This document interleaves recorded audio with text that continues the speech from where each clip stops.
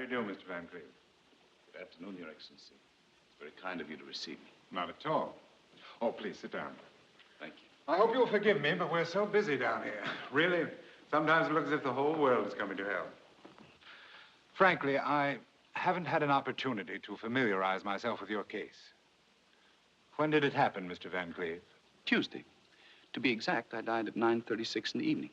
I trust you didn't suffer much. Oh, no, not in the least.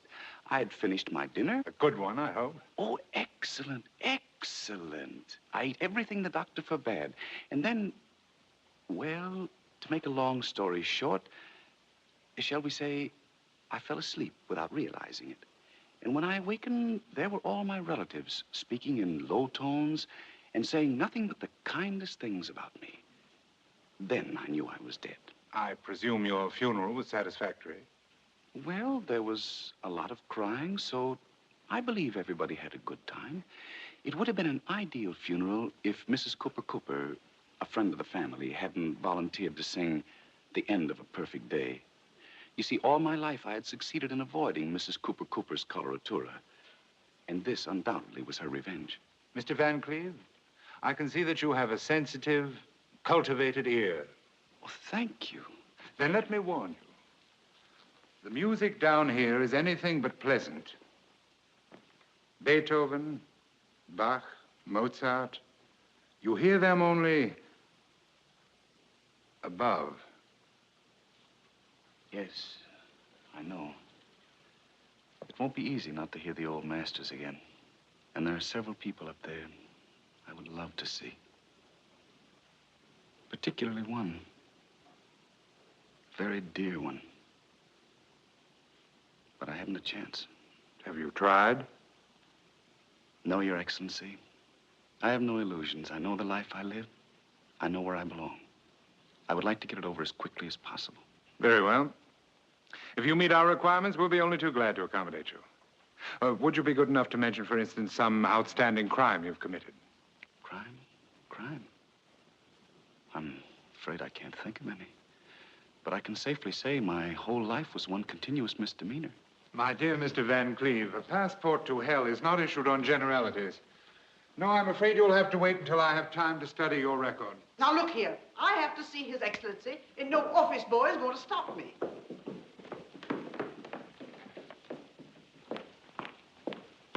I beg your pardon, Your Excellency. Just a moment. I'm Edna Craig. Oh, yes, I have your record here. You'll be taken care of in just a moment. Really, I don't want to seem rude, but I don't think I belong here. In just Please a don't moment, misunderstand me. I think it's a charming place, isn't it?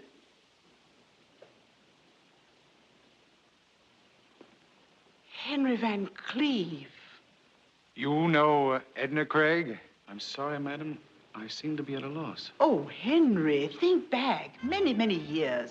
The little brownstone house around the corner from the old Waldorf. Oh, Marmaduke Harrison's party. We were all dressed as children. And you came as little Lord Fauntleroy. And they wheeled you in a baby carriage. Little Constantinople. Oh, Henry. No girl in New York walked on two more beautiful legs than you. Little Constantinople. Well, Henry, I still walk, and on the same two legs. And I'm sure they're still as beautiful. Well, Henry, I'll let you be the judge of that.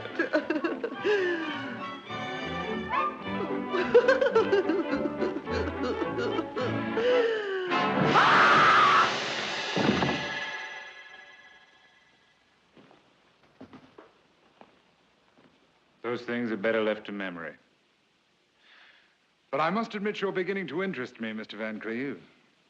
I think I can spare the time to listen to your story. Thank you, Your Excellency. Please sit down. Perhaps the best way to tell you the story of my life is to tell you about the women in my life. Well, let's start with the first woman. My mother. A lovely lady, but prejudiced.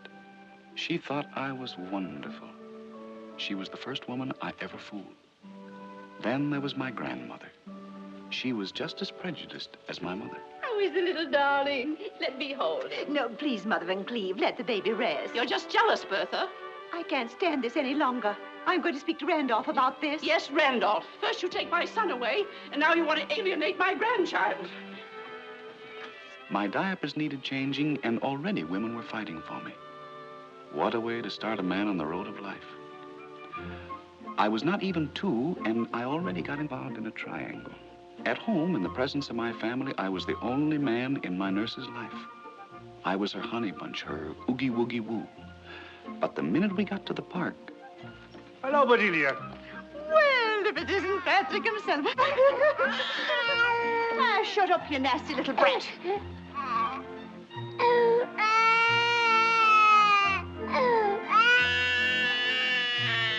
No wonder I became a cynic. My next lesson came from little Mary. Hello, Mary. Don't speak to me, Henry Van Cleve. You're a bad boy, and my mother says I shouldn't talk to bad boys. I bet you I don't know what I've got in this box. And I'm not interested, Henry Van Cleve. Then I won't tell you it's a beetle. A beetle? Do you like it? Oh, who doesn't like beetles? It's yours. Thank you.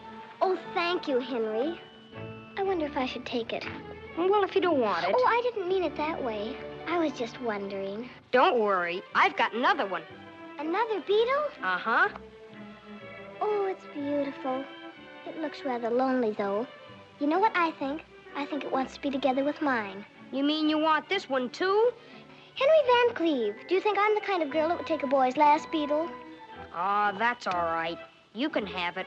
Thank you, Henry. Now, if you want to, you can walk with me to the corner. From that moment on, one thing was clear to me.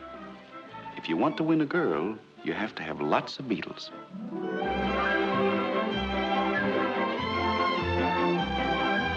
I was growing rapidly, and so was New York. Yes, New York was becoming cosmopolitan, and no household was considered fashionable without a French maid.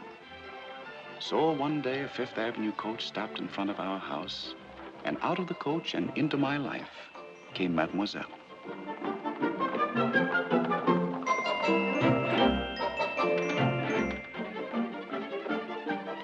Mrs. Van Cleve will be here shortly. Merci.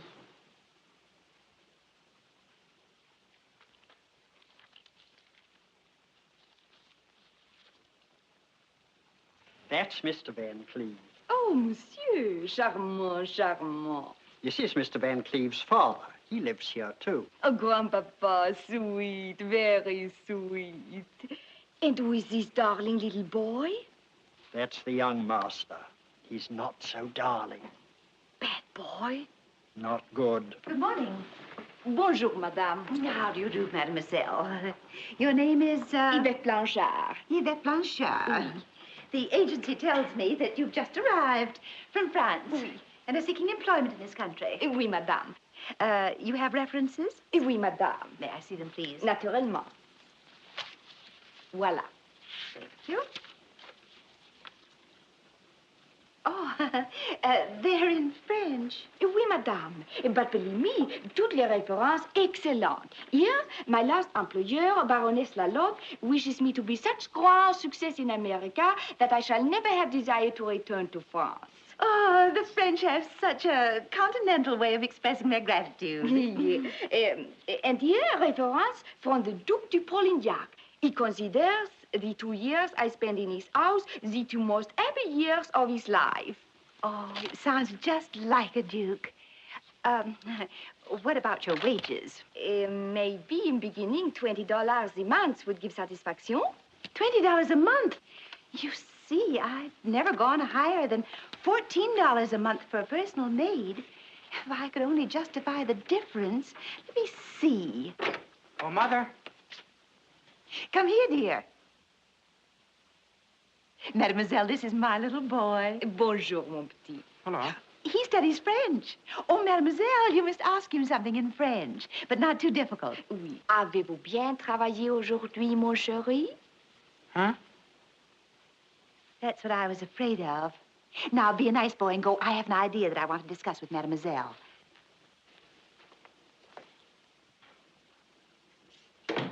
A brilliant child, but a little backward in his French. And it just occurred to me that... Oh, madame, it would be pleasure talk only French to little fellow. My whole vocabulary I may present to your baby. With me in house in 1 month, I sure madame will not recognize her son. And only for $20. Of course, that's $6 more than I ever paid before. But let's try it. Merci, madame. Au revoir, madame. Goodbye, Mademoiselle.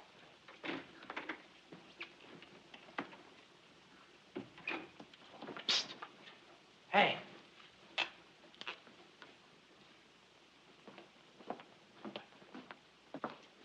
Oui? You're not going to work here. I'll see to that. What is the matter? Did I make little boy angry? Now, see here. That's the last time anybody's going to call me little boy. Oh, so sorry if I hurt feelings, but Maman... Yes, Mama. That's the trouble. Mama and Papa and Grandpapa and Grandmama. It's a conspiracy to keep me in short pants. They think they own me, body and soul. Ah, je comprends. My understanding for young man is perfect. Your soul is bigger than your pants. Oh, you need very warm friend with sympathy. Moi, I will be with.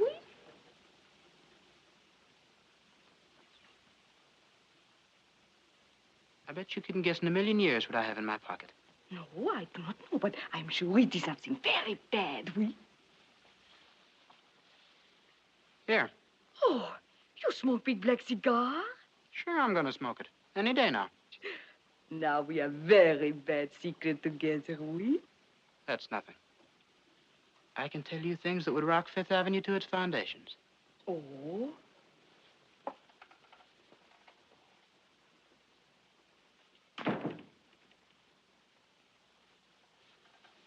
I'm going to get married. You married? I have to, darn it. Oh, this is much worse than cigar. When did disaster take place? Oh, it all happened pretty suddenly. There's a girl around the corner. Well, you know. But I do not know. Tell me. Well, we were walking in the park and it started to rain. Oui?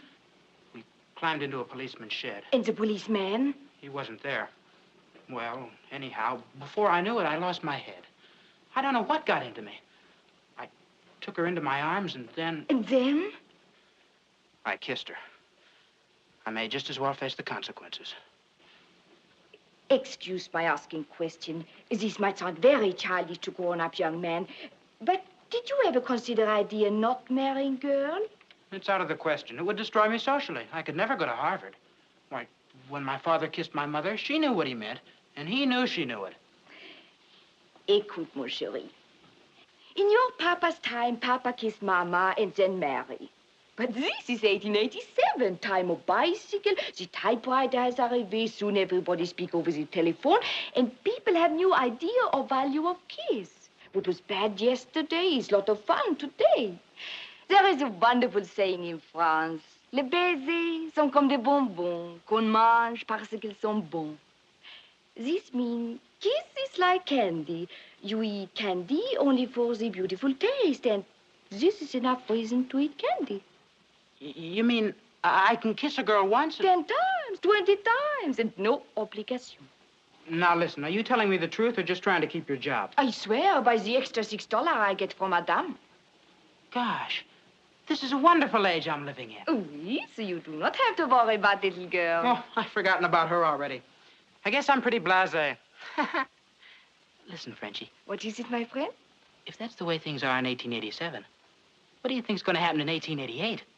Ah, we make that the subject of our first French lesson. Au revoir, monsieur.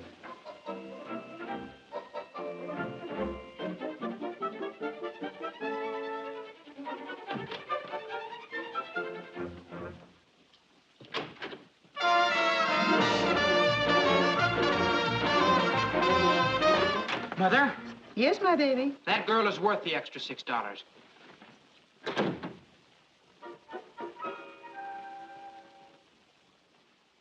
The pride of all the Van Cleves was my cousin Albert. He was the fulfillment of a parent's dream. Always the highest in his class. Never had he thrown a stone into a window, nor did he ever put a mouse in his teacher's bustle. His ears were always clean.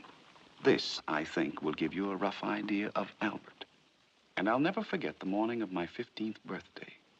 the presents were waiting for me in the living room. But suddenly, Father came running down the stairs, excited and breathless. Flogdell! Flogdell! Yes, Mr. Van Cleave. Tell Robinson to go immediately and get Dr. McIntosh. Tell him our little Henry is ill.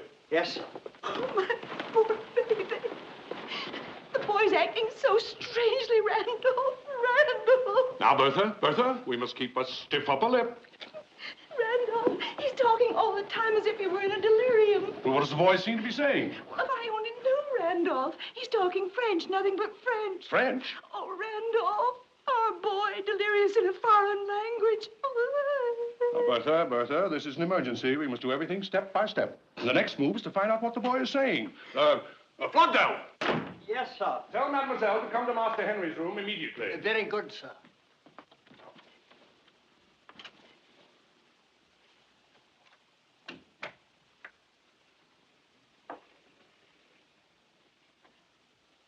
If only Grandpa would let me rub just a bit of garlic on his little chest. Stay away from that boy with your garlic. The boy's sick enough.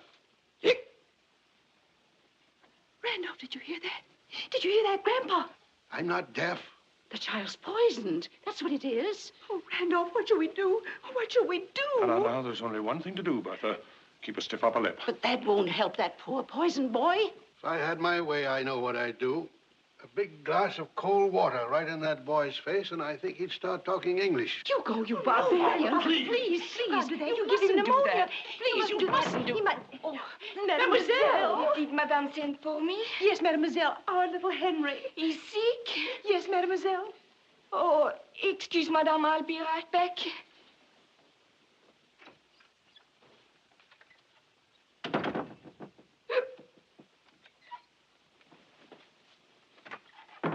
Oui, Madame. Mademoiselle, he's asking for something in French. You must help us find out what he wants. Oui, Madame.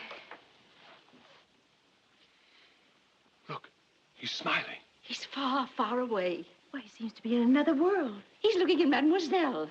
I wonder what he sees. Yes, I wonder. Oh, je suis si malade.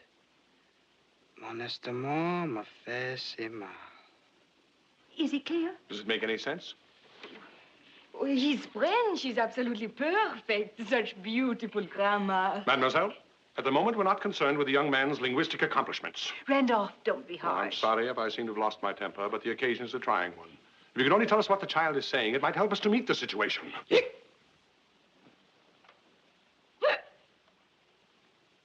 Must be contagious disease. Son, step out with me a moment. Good morning. What's going on? Now, son, you still don't know what's the matter with that boy? Well, Father, I wouldn't presume to make a diagnosis. After all, I'm not a man of medicine. Randolph, how old are you? What an odd question, Father. I'm 43. Well, I think you are definitely old enough to be told the facts of life. What are you driving at, Father? Now, son, don't look at me with those big wandering eyes. It breaks my heart, but I'll have to shatter your childhood illusions. Randolph, my son, there is no Santa Claus. And that child of yours... Listen, don't you really know what's the matter with him? You get out of here. Bertha, what is it? Randolph, call the police. Yes, call the police. You want to keep it Quiet. We don't need the police. Bertha, Mother, I wish someone would take the time to explain to me what this is all about. Believe me, monsieur, the excitement is greatly exaggerated. How dare you speak? Have you no shame? Please, Grandpapa. Don't you call him Grandpapa. Girl. You are Shut up. calling you Grandpapa. Go ahead, call me Grandpapa. Merci, monsieur. Merci beaucoup, monsieur. You are very kind. Yes, I'm very kind, but you'd better go and pack your things now. And if you're not out of the house in a very little while, I'll come down to your room and help you pack. I wish you would, Grandpapa. Oh, shameless, shameless. Leave this house. Go. There is old French saying, if you are thrown out of house, you better resign. Au revoir. I still would appreciate it if someone would tell me what all this has to do with our little Henry. Fortunately, Uncle Randolph, French always being one of my favorite subjects, I was able to understand the incredible conversation between Henry and Mademoiselle. I don't know how to begin. All right. Henry had a glass of wine. We all know that. But Henry, intoxicated? From what I overheard, at or about 10 o'clock last night, Henry and this foreign young woman slipped out of the house. Before doing this, however, Henry wrongfully took possession of his father's dress clothes, including $20, which Uncle Randolph was negligent enough to leave in his pocket. Imagine they went to Delmonico's. Did they have a good time? They drank champagne. Our little baby drank champagne. Well, thank you, Albert. But that's not all, Grandfather. It seems, from what I could gather, that Mrs. Asterbrook of the Asterbrooks, who was sitting at an adjoining table, resented bitterly the idea of Henry dropping a nickel into her decolletage and complaining to the management because no chocolate bar dropped out of Mrs. Asterbrook. Mrs. Asterbrook, how can I ever face her? What a disgrace. I'm going to teach that boy a lesson. Yes, that's what he deserves, throwing nickels around like that. Knowing the Asterbrooks, I can tell you right now, we'll never see that nickel again.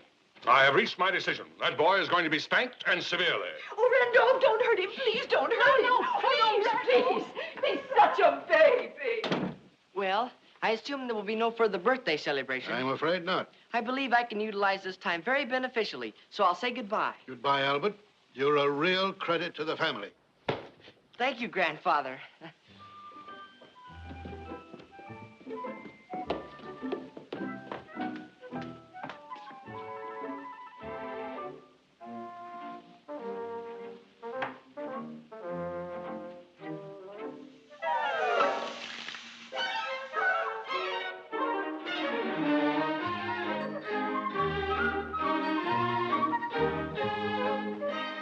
It was a Sunday morning, the day of my 26th birthday. Oh, that boy. Well, at least poor grandmother, may her soul rest in peace, was spared seeing a day like this. Oh, Randolph. Randolph, where can he be? Where can he be? Now, Bertha, I'd like to give you some consolation, but all I can say is chins up. Oh, Randolph, where does he get it from? I give up, Bertha. I never gambled in all my life. I never got entangled with any girl until I met you. Randolph, you call it entangled? I mean, you entangled my heart. Oh, of course, Randolph, we entangled each other's hearts. Believe me, Bertha, I never knew what a musical comedy girl looked like. Well, what can he possibly derive from their company? To me, they were creatures from another planet. Where does he get it from? Nobody in our family was musical. To this day, I wouldn't know how to find the stage entrance to a theater. It's always around in the back, up an alleyway. There's a sign over the door, stage entrance. You can't miss it. I'm not interested, Father. I never was. But where does the boy get it from? Where does he get it from? Father built up the Van Cleve Importing Company from nothing. When he stopped, I carried on. Dad, you must admit, from the day I left Harvard, I earned every dollar I ever spent. Then why do you give him money without making him work for it? Well, I have to save the family name. What about you handing him hundreds of dollars? If I'd come to you for money, would you have given it to me? No. Would you give it to him? Why? Why? Because I like him. Does it mean by any chance, Father, that you don't like me? Son, I love you. Now shut up and leave me alone. Good morning. Good morning, Aunt Bertha. Good morning, Albert. Good morning, Grandfather. Good morning, Albert. Good morning, Uncle Randolph. Good morning, Albert. I just came in to bring a little birthday remembrance for Henry. Anything wrong? Isn't he home? 11 o'clock Sunday morning. If I know my cousin Henry, he's probably still in church. I mean that humorously. Albert, I'm struggling successfully against the gout. I'm waging a terrific battle with my liver, and I'm holding my own against asthma. But I doubt if I have strength enough to survive your jokes. You're a successful lawyer. Let it go at that. I love you, Albert. It was sweet of you to drop in, Albert. I hope you'll be here tonight. Thank you. I hope so, too. Otherwise, I'd be in the most embarrassing position as far as my future in-laws are concerned. Oh, we're so eager to meet your fiancée. How does she like New York? Yes, is she enjoying herself? Well, she's only been here 2 days, so naturally the impression is overwhelming. I took her to the aquarium, we rode up and down the elevator in the Flatiron Building, and naturally we ended up in Grant's tomb. Naturally. And her parents? Oh, yes. How does the big Kansas City butcher like New York? Now, Father, please. I assume that you're referring to my future father-in-law, who happens to be one of the great meat packers of our time. Yes, Father Van Cleve. Don't you realize that every piece of beef we eat comes from one of Mr. Strable's many, many plants? Does that include the steak I fought 10 rounds with last night? Grandfather, you don't seem to have any idea of the importance of Mr. Strable. He created the most famous character in American advertising, Mabel the cow. You've seen her, Father, on billboards. That big, happy cow smiling at you over the fence and saying in big letters, how does it go? To the world, my name is Mabel, which you'll find on every label. I am packed by E.F. Strable for the pleasure of your table. No cow in its right mind could have said anything like that. Sounds more like Mr. Strable. Grandfather, please, I beg of you. The family understands your humor, but it's a typical kind of New York humor. In other words, it's not for yokels, huh? I beg your pardon, sir. Mr. Henry just came home. He went directly upstairs.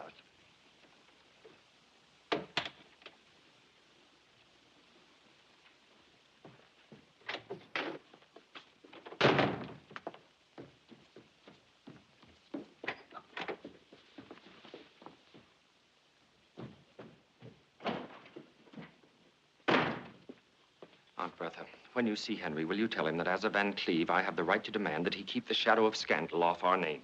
You see, my future in-laws are, so to speak, pioneer people, and... Packed by E.F. Strable for the pleasure of our table. Holy smoke! Goodbye, Aunt Bertha. Goodbye, Albert.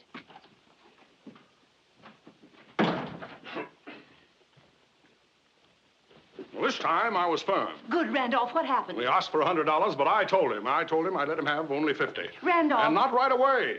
For the first time in 27 years of marriage, I feel like criticizing you. What do you want me to do, spank a 26-year-old boy? No, but at least I expected a verbal lashing.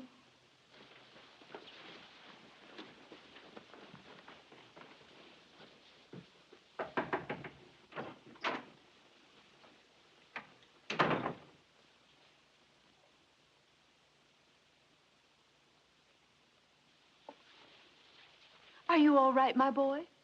Yes, Mother. Many happy returns of the day. Oh.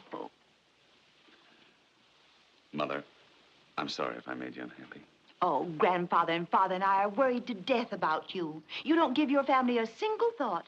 All you think about is having what you call a good time. Mother, I went out last night to raise Cain. Son, you mustn't talk like that. Don't worry, I didn't. I couldn't. I couldn't get her out of my mind. Son, you worry me. Are you well? Mother, when you saw Father for the first time, did you feel that unmistakable something? Did you feel an electric spark from your head right down to your toes that swept over you like a hurricane that threw you to the ground? But you bounced up again and you floated right over the treetops? Spark, hurricane. Heaven forbid. I never had such a feeling. Henry, where do you get it from? Not from me. And certainly your father never had any spark. Mother, all I'm trying to say is I met a girl yesterday. Oh, I hope she comes from a good family. I don't know. And frankly, I don't care. Mother, when one sees a lovely rose... One could be certain she comes from a fine rose bush. Mother, even if this girl's father turned out to be something of a buttercup, I wouldn't care. What's her name? Where does she live? I wish I knew. She isn't one of those musical comedy girls. Oh, no, Mother. It's an entirely different kind of music. It's not the hoochie-coochie. It's not the can-can. It's like a waltz by Strauss. Like a minuet by Mozart. Henry, where do you get it from? From you, Mother. Now you must be just. When I was a little boy, you wanted me to believe in fairy tales. And now that one has really happened, you remember that story about the young man? I think he was a shepherd who was walking in the woods. Oh, you've been in the country. No, Mother. It happened right on Broadway. Suddenly, the young man saw a big castle, and leaning out of the window was the most beautiful princess. Nothing could stop him. He climbed up the parapet of the castle. Henry, you haven't broken into the Waldorf again. Mother, darling, let's forget the fairy tale. Well, it's about time you grew up. I came here to scold you, and I'm going to do it. Now, look at your cousin Albert. Not much older than you are, and already a corporation lawyer, engaged to a lovely girl of a well-known family. Henry, now this may sound severe, but you've got to pull yourself together and settle down. Mother, I don't think I'll ever find this girl, but if I did, then all your troubles would be over. If she didn't want me to gamble, I wouldn't look at another card. I'd stay home every night. Mother, I might even go to work. Henry, that's wonderful. I don't know about the girl, but the fact that you have the desire to settle down makes me so happy. For the first time, you're beginning to sound like your father. Mother, I don't know where this girl is, so don't expect too much. Oh, now listen to your mother. Don't worry about that girl. Another girl will come along. I'll look for one myself. How's that? Fine, Mother. And when I find a girl for you, she'll be Miss Wright. And you know where we'll find her? In the home of Mr. and Mrs. Wright. Oh, Henry, you're making me so happy. Mother, I was riding around for hours and hours trying to forget this girl. Oh, child, don't worry. Well, it was very expensive. The cab is still waiting out in front. And the driver was so nice to me that I promised him... I know. Your heart's always bigger than your father's pocketbook. Look under your pillow. I put something there last night.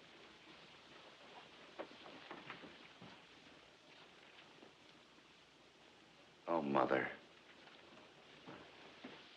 Sometimes I wonder if you're not spoiling me.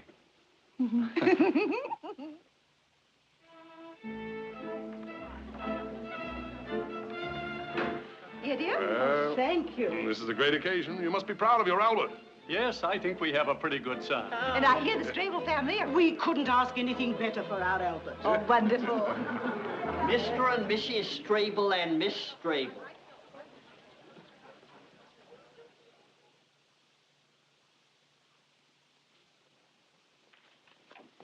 Good evening, Grandfather, Aunt Bertha, Uncle Randolph, dear, dear family. It is my privilege and honor to present Mr. and Mrs. E.F. Strable. And last but not least, well, here she is.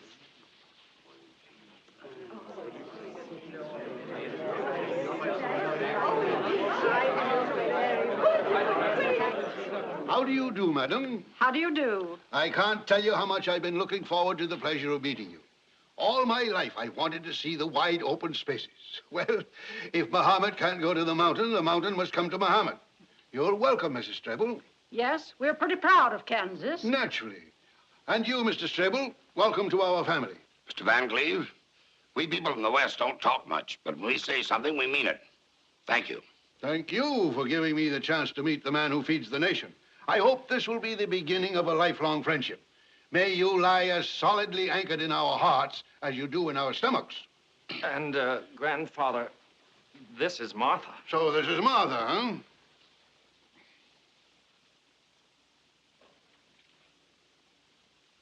Well, Martha. Yes, Mr. Van Cleve? Grandpa. Yes, Grandpa. If I were about 50 years younger, I'd take you right away from that splendid young man you're going to marry and who's going to make you a wonderful husband. Kiss your grandpa.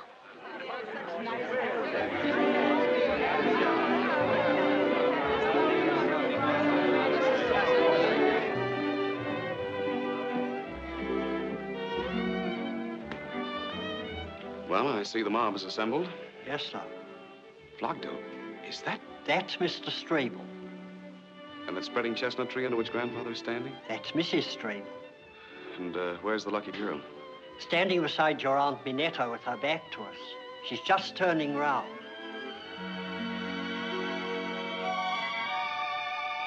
Charming young lady, if I may say so. Flogdell, I don't think I can stand this party. Get my hat and coat. But, sir... My hat and coat. Henry, there you are. Many happy returns. Thank you. And now it's about time for you to come and meet the Strables. Where are you going? Out. I beg you to stay and behave like a Van Cleve just once. The Strables know it's your birthday and they want to congratulate you. Oh, Martha. Martha? Yes, Albert? Dearest, I want you to meet Henry Van Cleve. This is the cousin whose birthday we're celebrating today.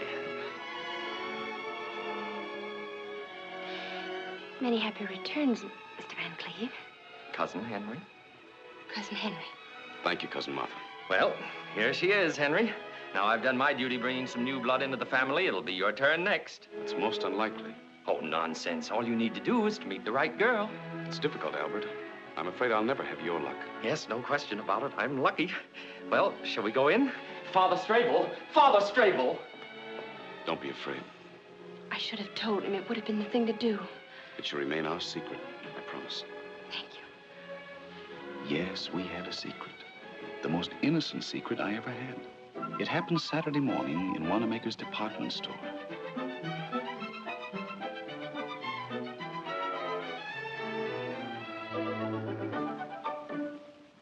Hello, Mother. I'm at the hairdresser's. They're still doing my hair. Yes? Oh, yes. Just a moment, and I'll ask them how long it'll be. Here was a girl lying to her mother. Naturally, that girl interested me at once. They say it'll take about 15 more minutes. I'll be home at the most in half an hour. Don't worry, Mother. Goodbye. Why was this angel lying to her mother? I had to find out, so I followed her. But even if she hadn't lied to her mother, I would have followed her anyway.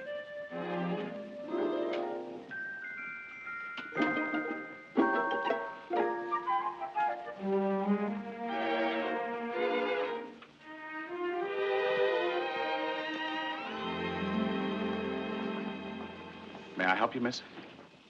Thank you. I would like to see you. Are there no women clerks? Unfortunately not. But it might make you feel a little easier if I tell you that I'm the one usually chosen by the management to handle the more delicate situations. As a matter of fact, they call me the bookworm's little mother. Well, it's, maybe I better come back some other time. Please, miss. My employer is watching, and if he sees me losing a customer, it might cost me my job. Oh, I'm so sorry. Naturally, I wouldn't like to deprive you of your livelihood. Oh, thank you, thank you. Thank you again and again. Well, the title of the book is, Yes? I saw it in the corner of the second window. Between To Have and To Hold and When Knighthood Was in Flower.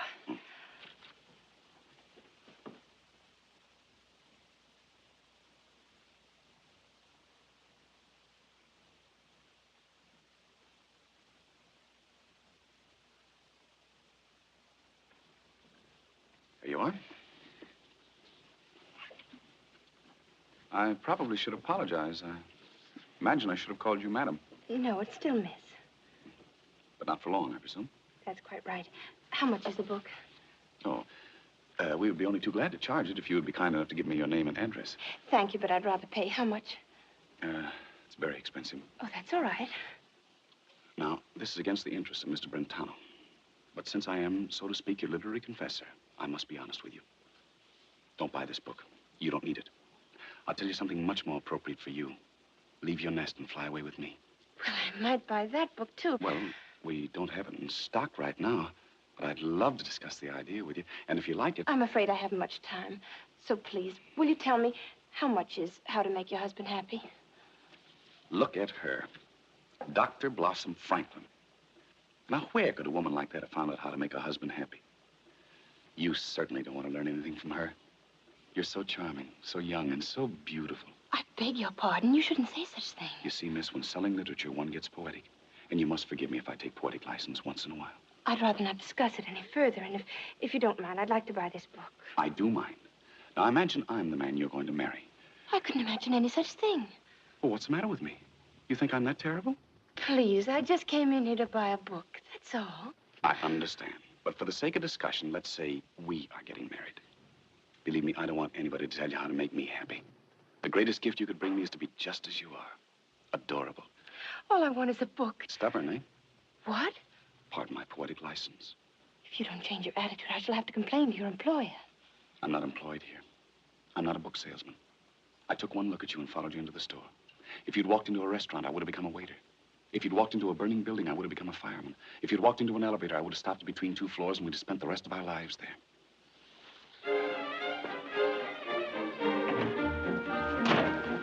Please forgive me, but you can't walk out of my life like that. I think your behavior's outrageous. It's mad. I must insist that you leave me at once. Never, never. Man annoying you, miss? If he is, just say so. I'll take care of him. Am I annoying you? Tell the officer. No, the gentleman was just saying goodbye. Well, goodbye. Goodbye. This was our terrible secret.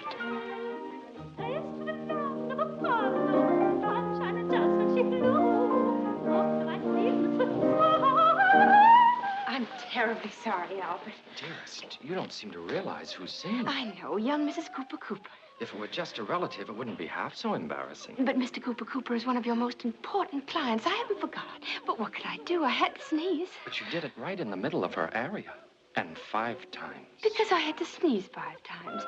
Albert, suppose someday in the future I had to sneeze. Then you sneeze, naturally. Don't you worry. After all, I'm taking you for better or for worse. Do you think you may have to sneeze again? I don't know. I can't guarantee it. Well, then let's not take any chances. Why don't you go in the library and rest a while and see how things develop? Make yourself comfortable, read a book. I think I better go back for the encore. Yes, dear.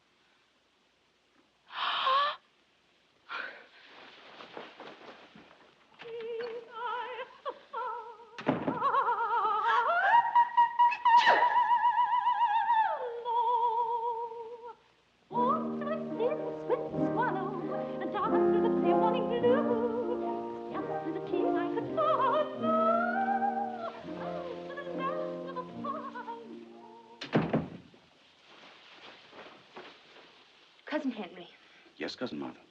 You must never do anything like that again. Is that what you came back here to tell me? I think it's outrageous. I hardly know you. Why, even Albert, my own fiancé, never dared to... Kiss you? Of course he kissed me. Why not? After all, we're engaged. But he never kissed me like that. Like what?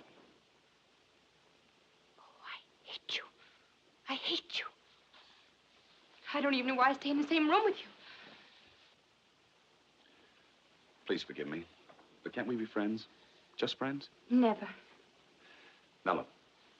We're going to be related, aren't we? And we're going to see each other. How can we help it? I suppose we can't. And if we meet in the future, we don't have to talk about personal things, about you and me. Let's talk about something neutral. For instance, Albert. Why not? By the way, do you love Albert? I'm marrying him, am I not? Are you? Yes, I am. No, you're not. You can't. You haven't got the book. What book? How to Make Your Husband Happy. Well, it might interest you to know that I went back and bought it. Does it tell you how to make a man happy whom you don't love? Now, look here, Cousin Henry. Albert's a fine man. Yes, he is. He's good, and he has integrity. And he's full of high ideals. Do you love him? Well, I'm going to make him a very fine wife. At least I'm going to try my best. There'll never be a moment in his whole life when he'll ever regret having married me. And if you ask me one more question, I'm going to leave this room and I'll never come back again. Never!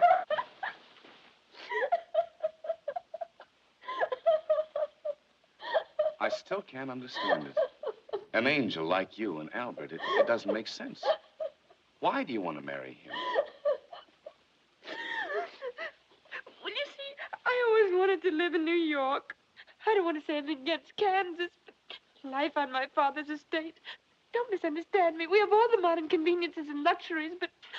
Oh, and you don't know Father and Mother. Well, I've only just met them. Don't you think they're sweet? Well, yes, very sweet. Yes, they are. But it's not very easy to live with them. You see, most of the time, they don't talk to one another. And whenever a young man... And there were some very nice ones. Oh, I'm sure of it. If one of them asked for my hand and my mother said yes, my father said no. And when my father said yes, my mother said no. But Albert came at one of those rare moments when they were both on speaking terms. And if I hadn't said yes, who knows when my parents might have been talking to each other again. I might have spent the rest of my life in Kansas.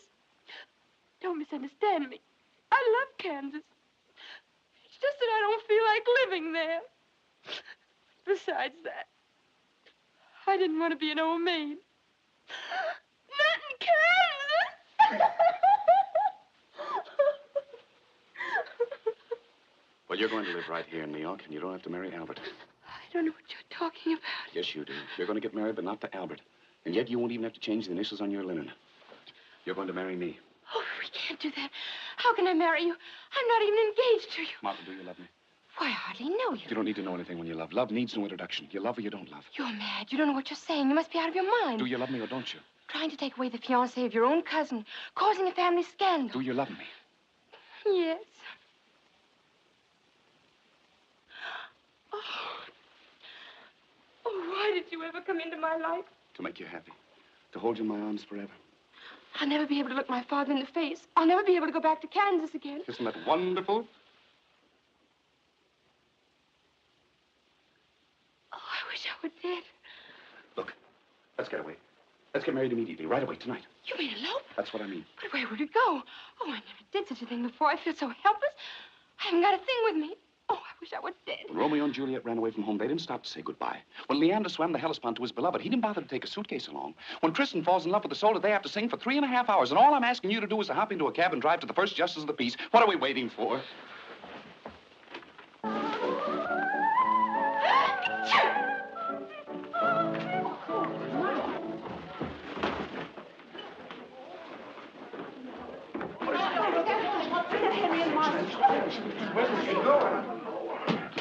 What happened? They left in a cab. They're going to get married. Married? Frederick! Oh, Randolph, where does he get it from? Now, Bertha, keep a stiff upper lip. Sir, I am still too dazed to express myself clearly, but I assure you that the sentiments of our family are with you. If this happened at home, my husband would jump on a horse and lasso them back. Don't you tell me what I would do. But there's one thing I am going to do, disinherit her. She'll never see another nickel of mine. We came here from Kansas a happy family. Well, anyway, a family. We loved our Martha. Don't mention her name again. And if she comes crawling back to me on her knees, she'll find the door closed. And don't you open it. Please, dear family, thank you for your efforts to comfort me in my bereavement. But I feel there are others who need even more consolation than I do. Uncle Randolph and Aunt Bertha, you will have to forget as the years pass by that you are the parents of the guilty party. And you, Mr. and Mrs. Strable, well, there's very little I can say to sustain you. And to you, Mrs. Cooper, I offer our deepest apology for the unfortunate interruption of your beautiful aria. I would like to go on, but straight is too much.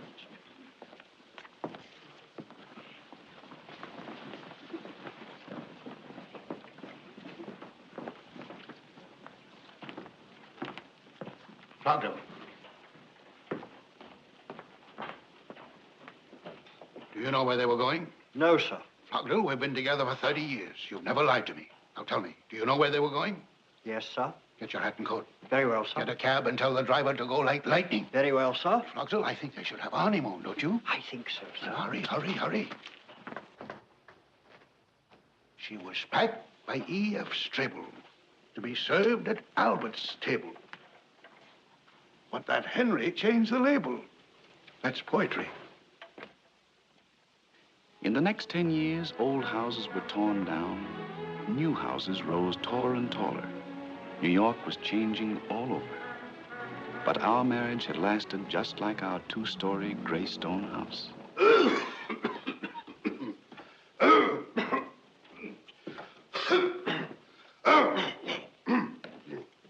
Good morning, Flogdale. Good morning, sir.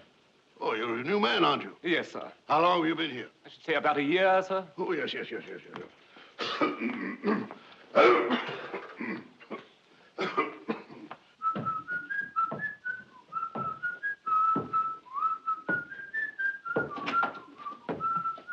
Jackie. Good morning, Daddy.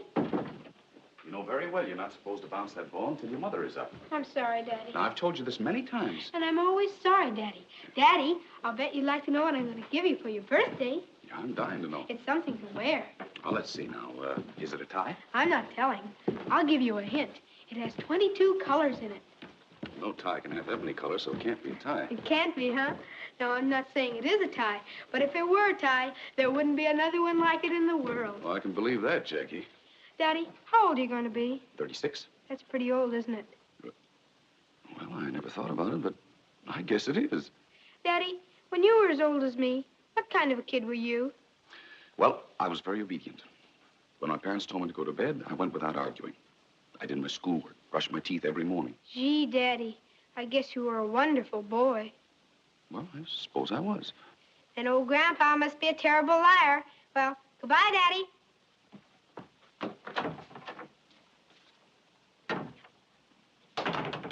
Where does he get it from?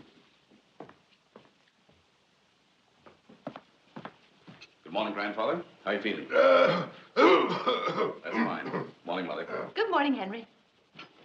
Mother, I want you to look at this. Do you think Martha will like it? Oh, it's beautiful. After 10 years of me, she's entitled to it. Yes, 10 years next Tuesday, and you'll be 36. Mm-hmm. Oh, if your dear father could be here and share this happiness with us. I always thank heaven that he lived long enough to see you settle down, become a fine husband, good father, and a wonderful son. Well, it's all Martha, and only Martha. You know, Mother, I'm the luckiest man in the world. Yes, she's a fine wife, and she has a good influence on you. She's pretty lucky herself. Yes. Don't be a mother-in-law. By the way, isn't she coming down to breakfast? I didn't go into her room. The opera lasted until after midnight, so she's probably tired.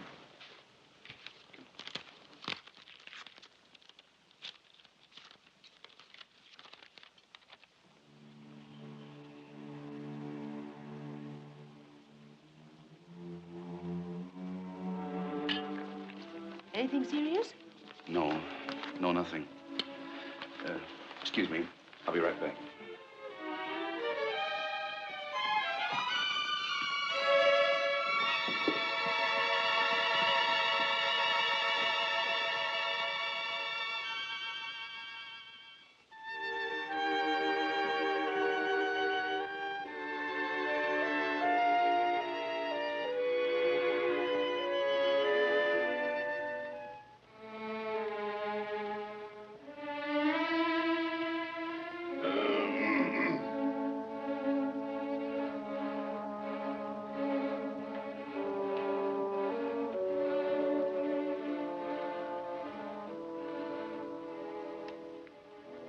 Where is she?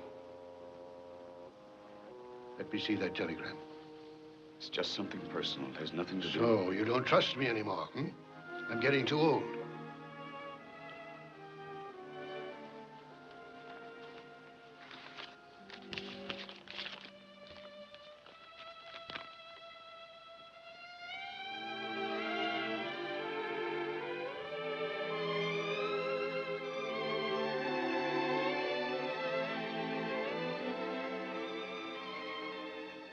Henry? You mean we've lost Martha? It's impossible. It's incredible. Just doesn't make sense. Martha leaving me. What did you do? What happened? I don't know how I can go on living without her. Grandpa, I love Martha. I love her more than anything in the world. I didn't ask you that. I asked you what happened. I don't know. I always thought she was very happy with me. I don't know what she's heard. You know how people talk about anybody. No man is perfect. But running away like this, believe me, I can't see any reason for it. If a woman like Martha runs away from her husband, there must be a reason.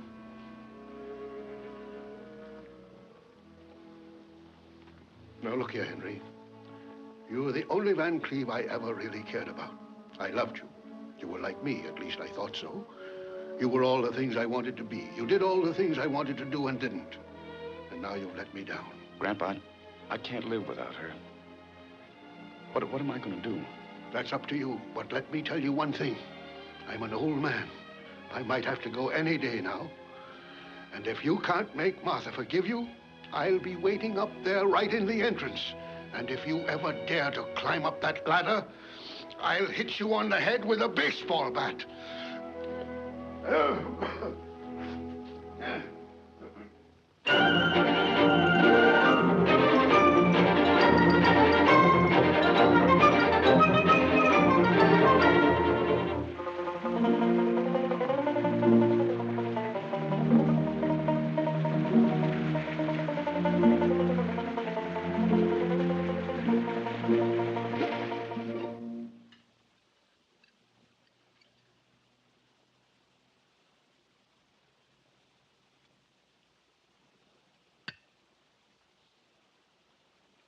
Jasper! Jasper! Jasper! Jasper! Jasper! Yes, sir? Where are the funny papers? Boss, well, now you see, he was... Get 'em and get 'em right now. Yes, sir.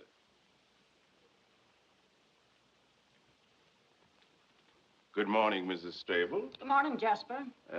This terrible bad weather we're having today.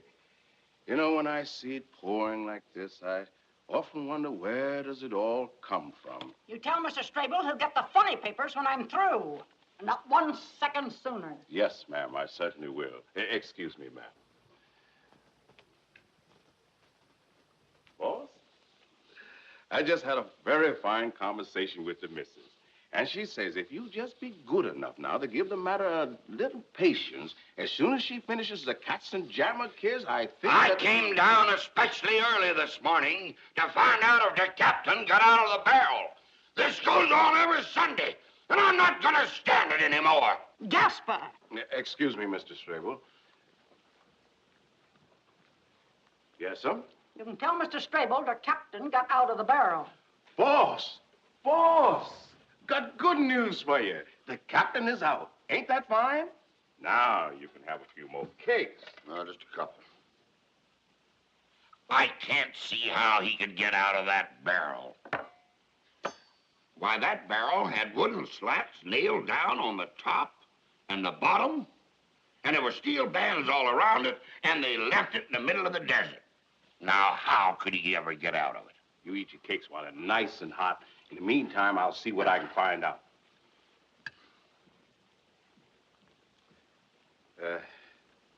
Another lamb chop, Mr. Strable? I don't mind. About that barrel. The way he got out of it was a friendly snake came crawling. Don't tell me! You know it's no fun unless I read it myself. What are you trying to do? Ruin my Sunday? Will you tell Mr. Strable I was talking to you?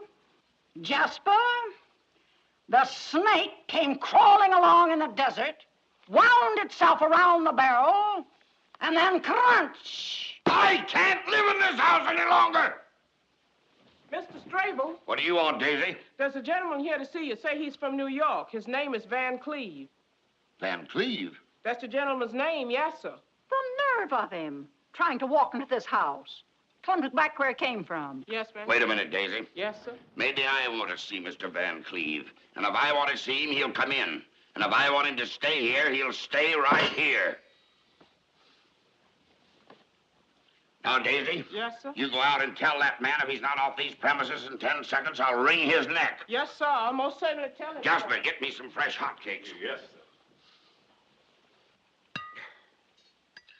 Excuse me, sir, but maybe something didn't happen to Miss Martha. You talk too much. Yes, sir. Jasper, Yes, ma'am. tell that man to come in. Yes, ma'am. Hurry up. Yes, sir. Van Cleve, if you please. How do you do? Oh, it's the other one. It's Albert. Hello, Albert. How do you do, Mrs. Strable? How do you do? How do you do, Mr. Strable? Well, we haven't seen each other since... Not since that ill-fated occasion 10 years ago tomorrow. Had breakfast? Yes, thank you. Well, sit down anyway. Thank you. Got some business in Kansas? No, I was on my way to California, but I said to myself, why shouldn't I stop and pay my respects to those charming Strables? Well, what do you want? Nothing in particular. Good. Oh, yes, there is one bit of news. I'll bet you can't guess whom I met accidentally on the train. Probably not. How's business in New York? Very good. Well, I don't want to keep you in suspense any longer. I met your own daughter, Martha. Don't mention her name in this house. We don't want to hear anything more about her.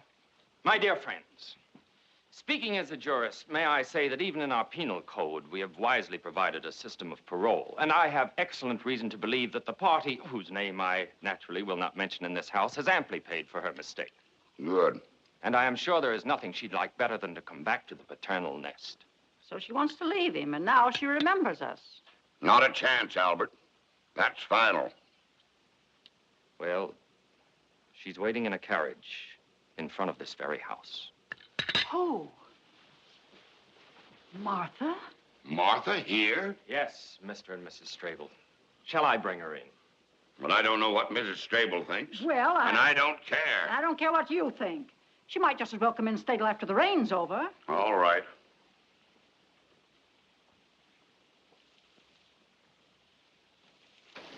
Oh, Martha! Martha!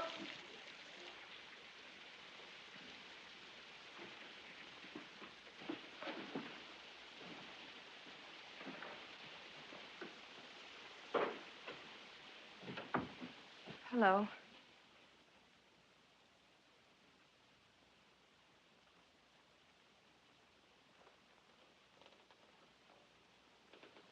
Hello, Father. Hello. Hello, Mother. Hello, Martha. Welcome home, Miss Martha. Thank you, Jasper. We all missed you. Get out of here. You talk too much. Well, I assume there are things between daughter and parents that are better left to the daughter and to the parents, if you'll excuse me. Well, I suppose it was a pretty muddy ride from the station and all that rain. Yes, I suppose it was. Do you want some breakfast? Sunday morning, we got wheat cakes. Thank you, Father, but I'm not hungry. Well, the place hasn't changed much, has it? No, it looks exactly the same. Maybe now you'll appreciate your home. It took you 10 years to find out that we were right. If you'd listened to your mother... And your father, things might have been different. I think I'd better be going. Oh, you're getting touchy, huh? Well, if anyone has a right to be angry, it's us. But we're willing to let bygones be bygone. After all, we're not made of stone. If a daughter comes home and is sorry... I'm not sorry, and I don't want your forgiveness. Then what did you come home for? I came here because I felt I wanted to see you.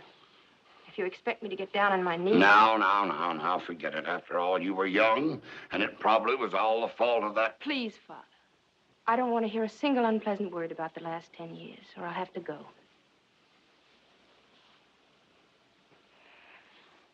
Martha, you look so tired, dear. Well, no wonder, after all. Can't you keep still? It's all dead and buried, and let's forget it. Come on, let's go upstairs. You're going to have a nice hot bath, and then you're going to lie down and rest. Now, how's that, huh?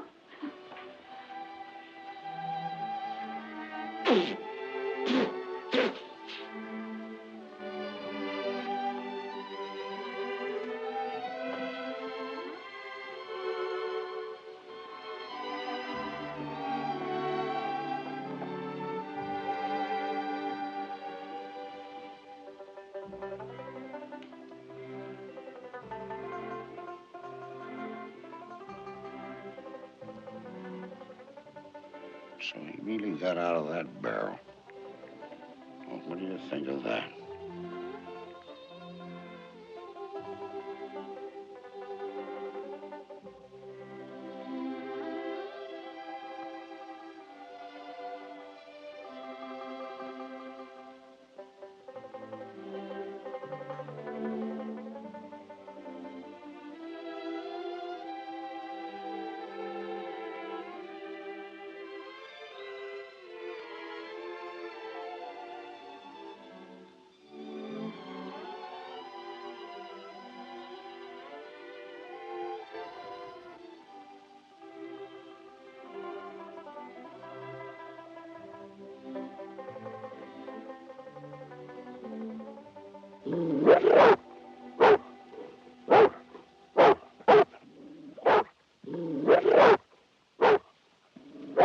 Jasper! Jasper, what's all that noise about? Just had a talk with Mr. Chuck. You see, somebody say they saw a couple prowlers on the grounds. Maybe some of them horse thieves. Well, tell Chuck to keep after them. Yes, sir. If necessary, shoot them. Yes, sir. Excuse me, Father, but if you don't mind, I think I'll go upstairs. I'm getting pretty tired. Good night. Good night, Martha. Good night, Mother. Good night, dear. Remember, breakfast is 7:30. Yes, Mother. Good night, Albert. Good night, Martha.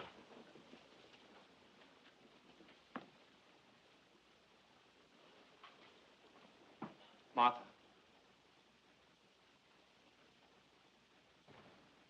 Well, Martha, I want you to have a restful night. And why not? Your troubles are actually over. I suppose you're right. I know I am. You paid for your mistakes and paid dearly. Now, Albert, I don't want anybody to get the impression that I've been the victim of 10 years of misery. Nothing of the kind. On the contrary, I can say there were moments in my marriage which few women have been lucky enough to have experienced. There were times when you were lifted way up to the sky. Yes, way up. Only to be dropped way down afterward. That's not the purpose of marriage. Marriage isn't a series of thrills. Marriage is a peaceful, well-balanced adjustment of two right-thinking people. I'm afraid that's only too true. Well, good night, Albert. Martha, there's one other thought I want you to sleep with. My feelings for you have remained unchanged. That's very kind of you, Albert, and I'm touched. Naturally, I'm not the flashy type like some people. I'd say I was rather on the conservative side. If I were, for instance, a suit of clothes, you wouldn't call me a stylish cut, and I prefer it that way. But I can safely say I'm made of solid material. I'm sewed together carefully, and my lining is good, Martha. Frankly, I believe I wear well. I'm not too hot in the summer, and I give protection in the winter. Need I say more? No, Albert. You've given a complete and accurate description of yourself. Good night. Thank you, Martha.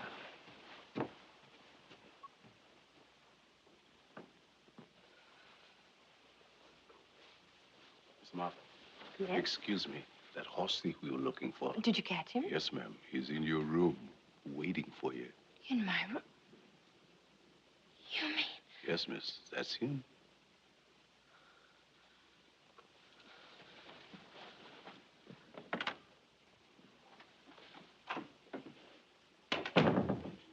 Martha, darling, sweetheart. How could you do a thing like this to me? Don't you realize what I went through? Oh, Running away Henry. like that without a word. Can't you imagine how I suffered? How could you do this to me? Oh, Martha, Martha. Henry, it won't work anymore. What's Albert doing here? I met him by accident on the train. He was very nice to me and... You expect me to believe that? Here I am looking all over the world for my wife, going insane with despair. And where do I find her? 2,000 miles away in a lonely country place with another man. I don't see how I can stand anymore. Henry, it won't work. Very well. If it comes to the point where a woman doubts her husband's sincerity, there's nothing more to do. Everything is over. Goodbye, Martha. Goodbye, Henry.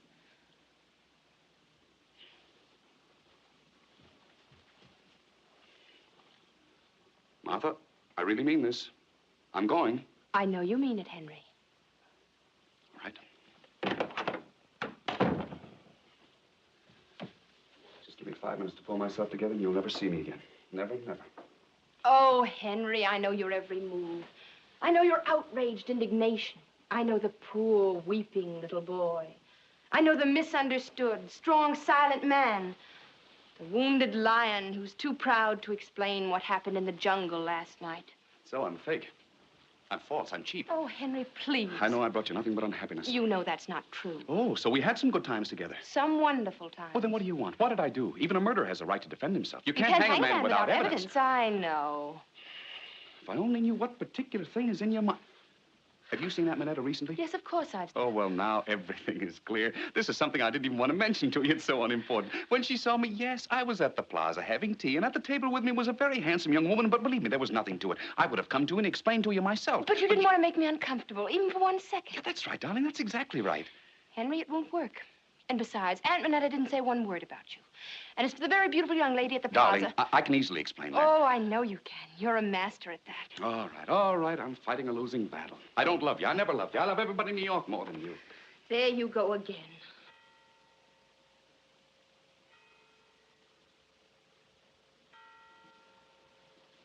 It's the 25th of October. Many happy returns.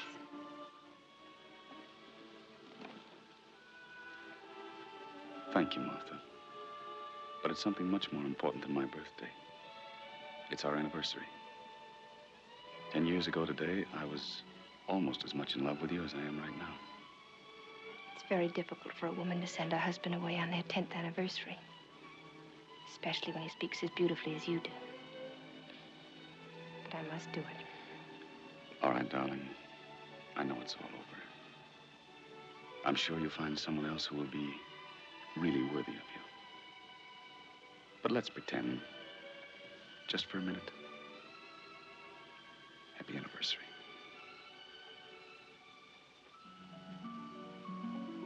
Do you like it?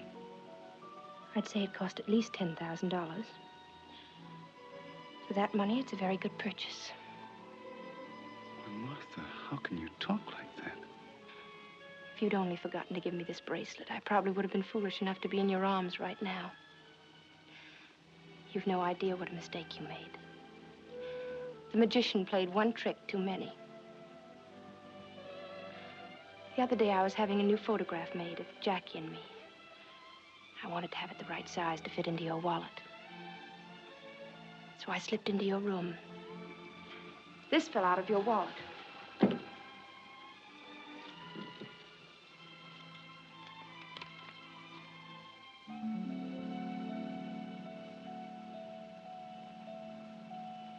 And I don't ever remember having received any bracelet from you on or about May 2nd. Oh, so that's what it's all about. And to think that you went through all this just because the jeweler made a mistake. And that's what the whole thing is, a mistake. Naturally, I didn't buy a bracelet for $500. Has Cartier ever made a mistake in any of our bills before? Darling, I love you. I think you're the most beautiful, adorable thing in all the world. Do you really believe there's any woman good enough to take me away from you? And if there were such a woman, do you think she'd be worth only a $500 bracelet? Henry, Darling, I'll make you a bet. If Cartier doesn't admit that this whole thing is a terrible mistake... Then you won't buy there anymore. Henry, it won't work. Grandpa! Martha, my darling. Well, come on, let's get started. Let's pack. Grandpa, what do you mean? Well, naturally, you're going back with us to New York. Well, what are you standing there for? You're making a pretty bad job of it. Come on, sweep her off her feet or we'll miss the next train. If I can't make her happy, then I don't want her to come back. Yeah, that's better. No, I mean this seriously. Well, that's why it's good. Look, Martha, let's face it. You want a divorce. I see no other way. What about Jackie? Naturally, I want him. I think you're right. I think he should get away from me. Oh, I didn't mean it that way. But I did. I adore the boy, and therefore I think he shouldn't be with me. Well, I don't think a child should be deprived of his father. Do you want him to grow up to be another Henry Van Cleve? And on his 36th birthday, make his wife as unhappy as I've made you? Are the rest of your things in the closet, Martha? Yes. For instance, do you know what our little Jackie did the other day? What? He bought some ice cream for a little girl. Well, what's wrong about that? I think it's charming. But the girl he bought the ice cream for was not the girl he should have bought it for. And it wasn't? No. Little devil. And when the one little girl found out that the other girl... Well, that boy got himself into such a mess. Oh, if I only could have been there. You should have seen our little Jackie trying to get himself out of that situation. Did he? Yes. Little girl likes him better than before. Good. What a child. Believe me, he is a problem. I suppose so. When he comes and makes up his little stories, you know they're just little stories, but he wants you to believe them so badly that you wish you could. And finally, what can you do but...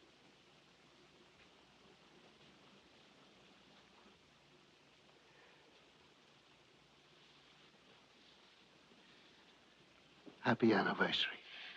I'm still too confused. I've got to collect myself. Give her time to make up her mind, Grandpa. She could do that on the train. But what am I going to say to my parents? Send them a telegram. You mean sneak out of the house in the middle of the night? Exactly. Like burglars? Like thieves. We did it once before. Why shouldn't we do it again? How many people are lucky enough to have the thrill of eloping twice in one marriage? That's it, that's it. And how many women love their husbands enough to forgive them and take them back and start all over again? Good, good. And how many men love their wives enough to lie and say they're guilty when they've really done nothing wrong? Careful, Henry, careful. Well, at least nothing that amounts to very much. I wouldn't go any further into that. Oh, come, we'd better get started. I'll see if the coast is clear.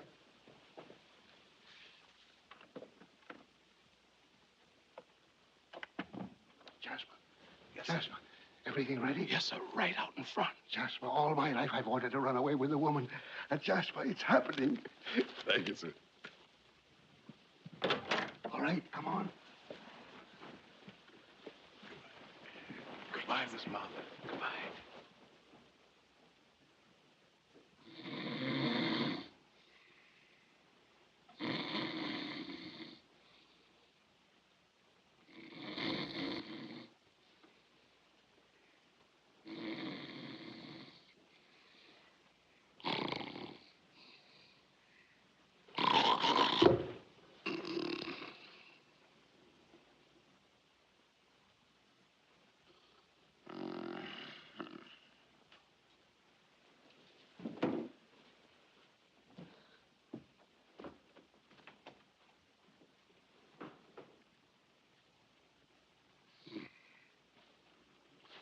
Albert!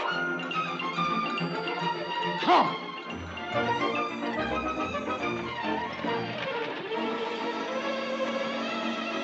And so farewell, dear E.F. Strable. We'll take Martha, you keep Mabel. Yippee!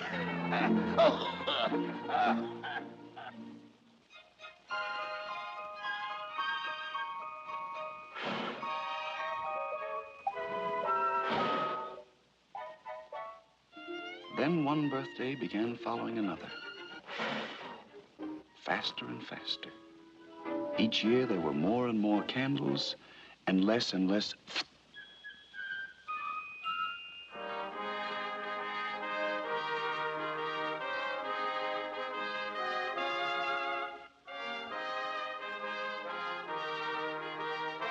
Yes, I became 45.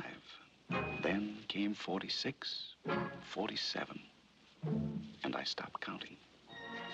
On one of these birthdays, Martha and I, just the two of us, went to the Follies. I'm the sheik of Araby. Yes, indeed, he's the sheik of Araby. Your love belongs to me. We're in love, as you can see. At night when you're asleep. Late at night when the moon is shining bright. Into your tent I'll creep. I'll be creeping when we are asleep. The stars that shine above. Way up high in the sky up above. Will light our way to love. We'll light our way to love. You'll rule this land with me. How happy we will always be. The sheik of Araby. Suddenly, I noticed a very attractive girl coming down the staircase. To me, she was just another attractive girl, but I must admit, attractive. Anyway, a few weeks later, I happened to find out that her name was Peggy Nash. And I happened to hear things about her which made me very eager to meet Miss Nash.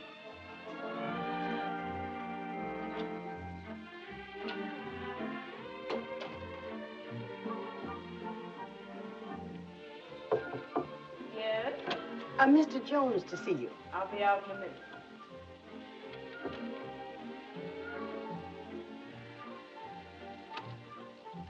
Will you come in, please, Mr. Jones? Thank you. Miss Nash will be with you in just a minute. Thank you.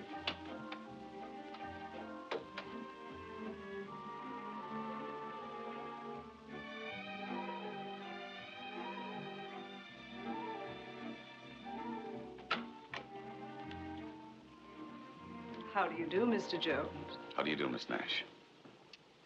Won't you sit down? Thank you. Thank you so much for those beautiful, beautiful roses. When I saw you the other evening at the Follies coming down that stairway, I said to myself... That's the girl of my dreams? That's right. You see, Miss Nash... Call me Peggy. Well, this is delightful.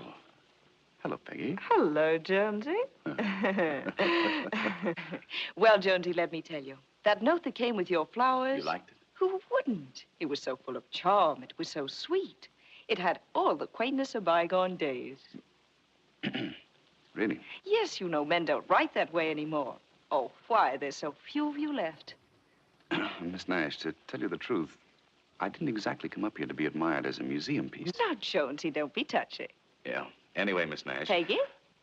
Anyway, Peggy, I'm sure it's a waste of time to talk of the past, when the present can be so lovely that one anticipates a most delightful future. Oh, thank you, Jonesy. What a difference. You know, the moment you meet somebody of today, he says, how about it, babe? Where do we have supper?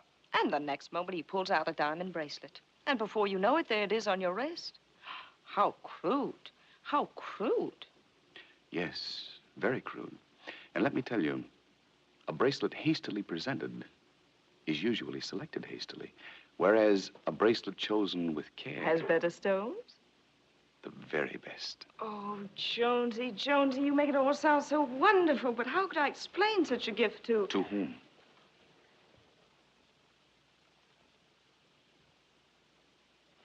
Oh, friend of yours?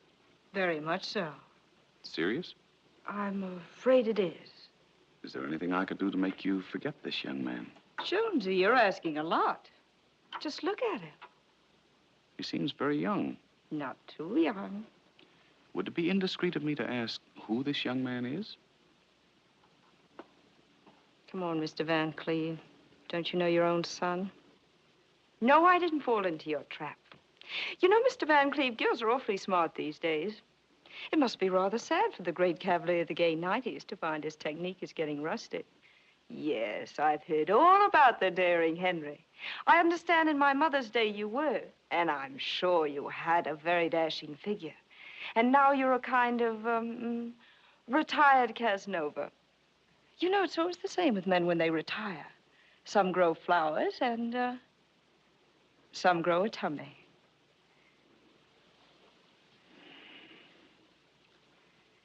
Miss Nash, my son means very much to me. He means very much to me, too. How much? Oh, yes, that's right, of course. In your day, girls used to wait for the old-fashioned father to come with a big checkbook to pay off. I'm sure that happened. Well, that's one thing that hasn't changed. Shall we say 5,000? 5,000? Oh, Jonesy, you underestimate me. I'm much worse than that. To get rid of somebody as terrible as me is worth, well, I'll make you a bargain. $25,000. All right. I'll send you the money. Before lunch? Before lunch. Goodbye, Miss Nash. You've been perfectly charming. And so have you. And you hope never to see me again. I wouldn't say that. Miss Nash, now that our problem has been solved, I would like to ask one slight question. Not that it matters, but I'm just curious, and I would appreciate an honest answer. I give you my word. Suppose you didn't know I was Jack's father, and you happened to see me on the street or in a restaurant. This is just an academic question. How old would you say I am? Well, I'd say about 50. That old? Oh, I'm sorry. I didn't mean to hurt you. Oh, no, that's perfectly all right. Thanks very much. Excuse me, but how old are you? 50.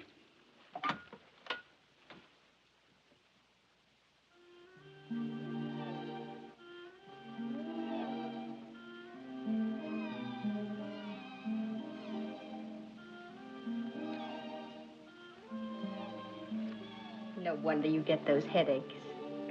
Thank you, darling.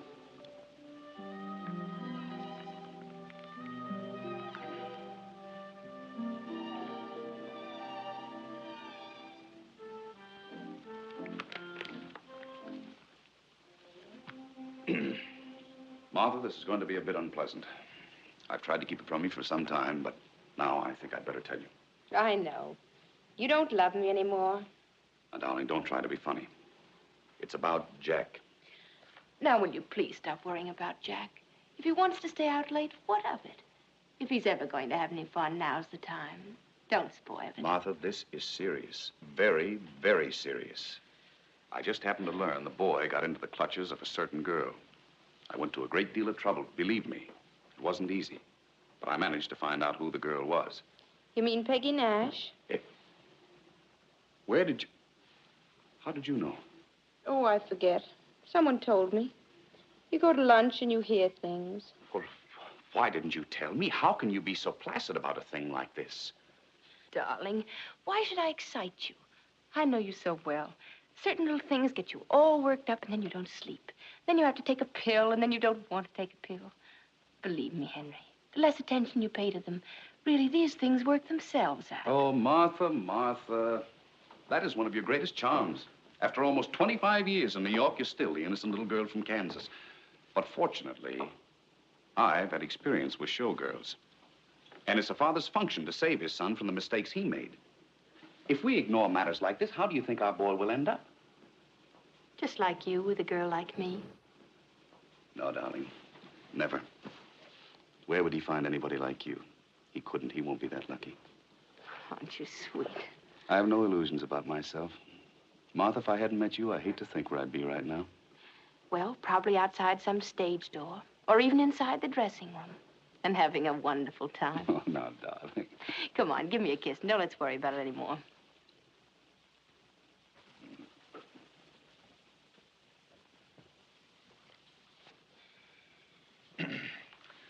Martha, I just want to get your viewpoint. You think it would be a bad idea, just to be safe, if I looked up this girl and, And what? well, maybe just to avoid complications, ask her to leave the boy alone. And if necessary, buy her off? Now, Henry, don't even consider anything as foolish as that. All right, all right, all right. It's just a thought. If you want me to, I'll drop it. Good.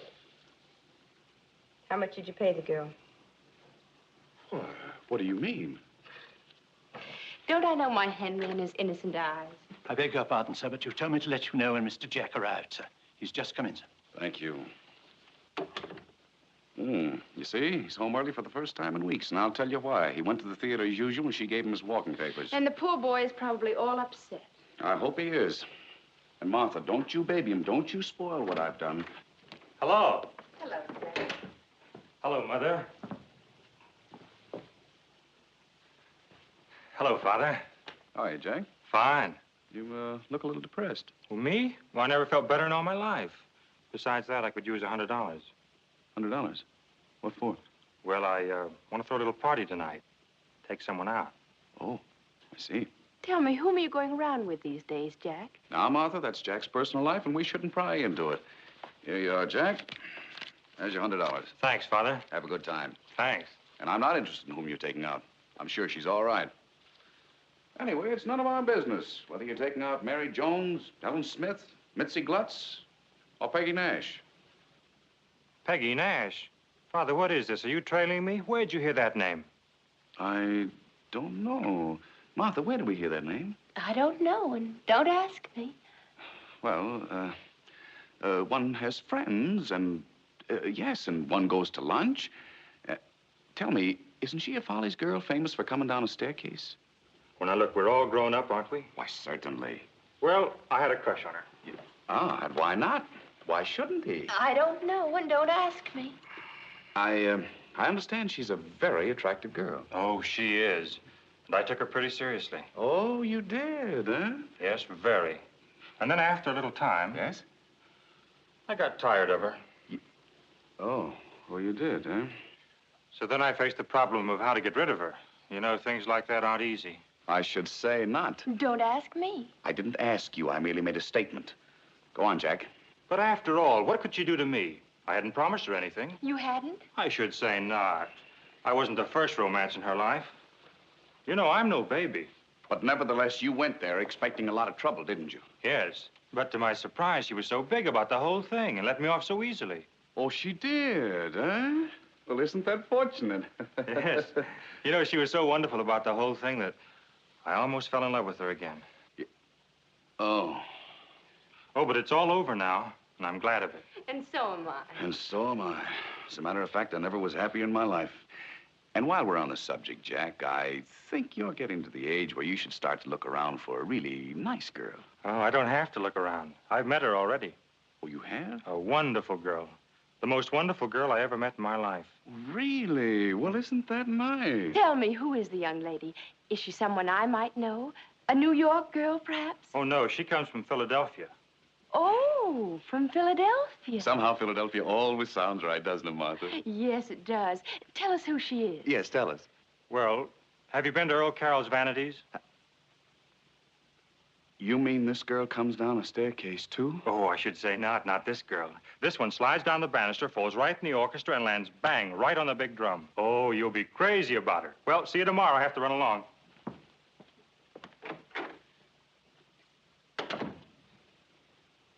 What's the matter with that boy?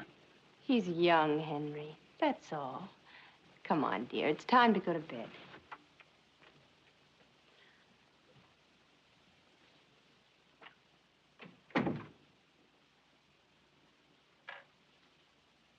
Martha, I want to ask you something, and don't spare my feelings. Be absolutely frank. I always am.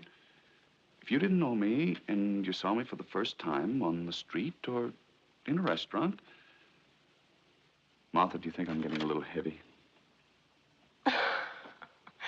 Don't let that worry you. As a matter of fact, I like it. Let me tell you something. Nearly 15 years ago, when you and Grandfather brought me back from Kansas, I still didn't feel that you really belonged to me, and only to me. I can't put my finger on anything definite, but still, whenever I wasn't with you, I was always a little uncertain and nervous about my little Casanova. And then, one day, I noticed that you began to have a little, well, just a little tummy. Then I knew I was safe. From that moment on, I knew that you were really mine, that you'd settle down. Now go to bed, darling. You've had a hard day. Good night. Good night, dear. Yes, we were married 25 years. We were celebrating our silver wedding anniversary.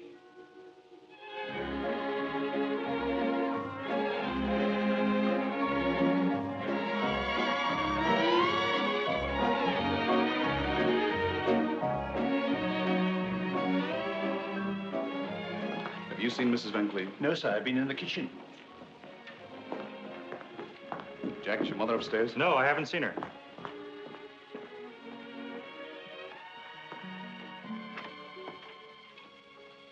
Darling, what are you doing in here all alone? Nothing. I just wanted to take a little rest. After all, it's been such an exciting evening. Nothing wrong, is it? No, nothing. Are you sure? Yes, dear. You're feeling all right, aren't you? Of course, darling. I'm just... Just what? Well, to tell you the truth, I was being a little sentimental, so I came in here for a few minutes.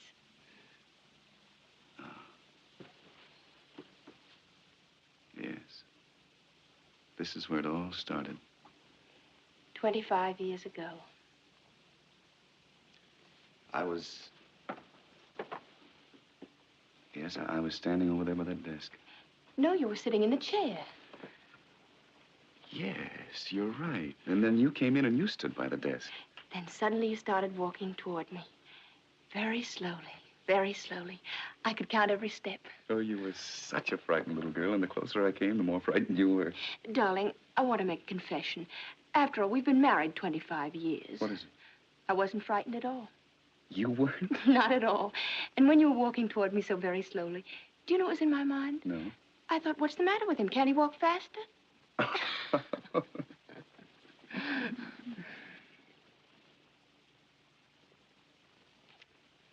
And then I ran out into the hall. But you came back? Only because I had to sneeze.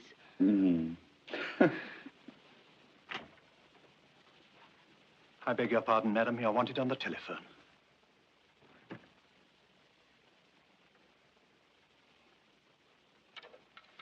Hello? Yes, I called you.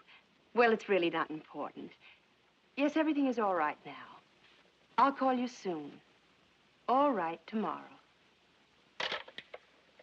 Who was that? Oh, nothing special. Let's go back to our guest, shall we? Darling, who was that on the phone? I'll tell you all about it some other time. Why not now? Sweetheart, our guests will be wondering where we are. Now, Martha, who was that? All right, I'll tell you. It's another confession. My lover. I don't think that's funny at all. Are you jealous? Oh, don't be silly, Martha. But why can't you tell your husband whom you talked to over the telephone? Besides, I wouldn't have brought it up right now, but just the same, for the past several weeks you've been going out in the afternoons, and you've always managed to avoid telling me where you were. You are jealous. Henry, at last, after 25 years.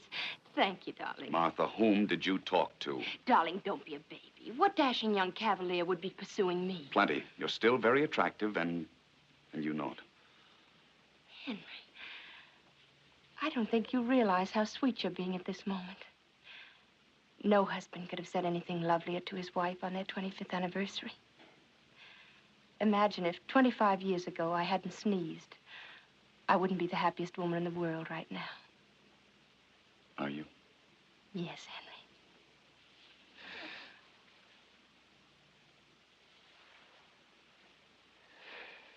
Now, who was it? I'll tell you tomorrow. I am not going to leave this room until you tell me. Well, knowing my obstinate little boy, you promise to be sensible and not make a mountain out of a molehill? I promise. Now. Well, you know how women are. We have too much time on our hands, and we begin to imagine that there are things wrong with us. And I'm no exception, so I've been going to a doctor, that's all. Darling, I feel like a fool.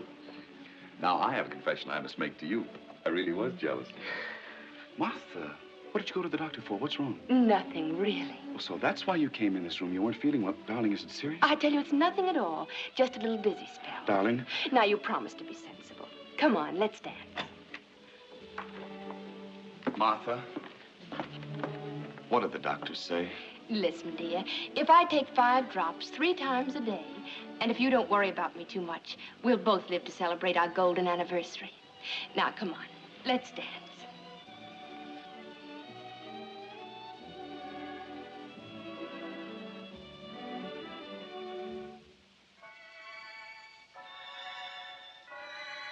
I didn't know it then, but this was our last anniversary. It was the last time we danced together. There were only a few more months left for Martha, and she made them the happiest of our lives together.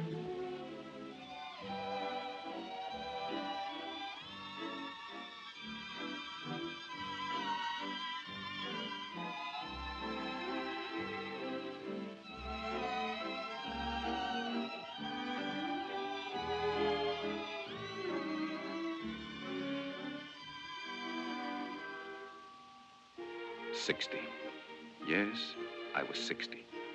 Jack insisted on celebrating. And here are my relatives who came to make this birthday an occasion of riotous gaiety. Cousin William, 73. Aunt Minnie, who admitted to 81. The total age of this scintillating assemblage was over 1,400 years. I believe Jack gave this party on purpose, to remind me that I was contributing 60 years to that 1,400.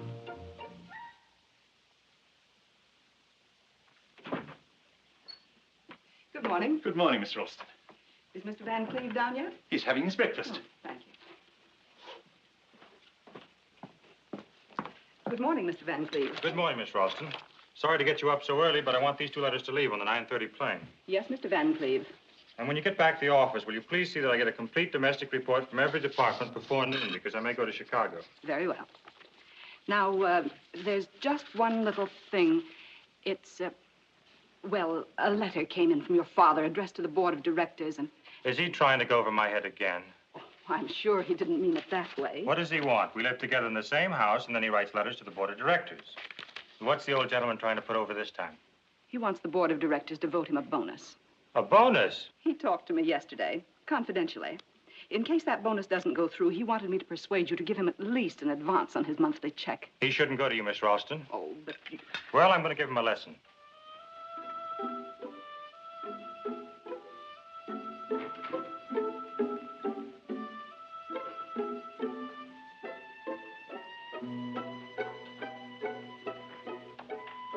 And Miss Ralston, if my father ever talks to you again, tell him that he ought to be ashamed of himself and that you are in no position to deliver any messages.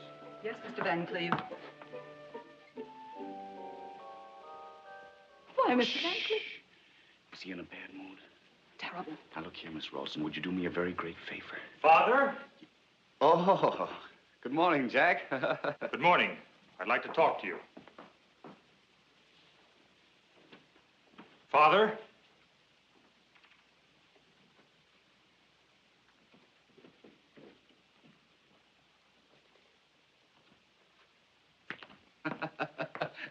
I heard a very funny story. You'll love it. It'll start your day off with a laugh.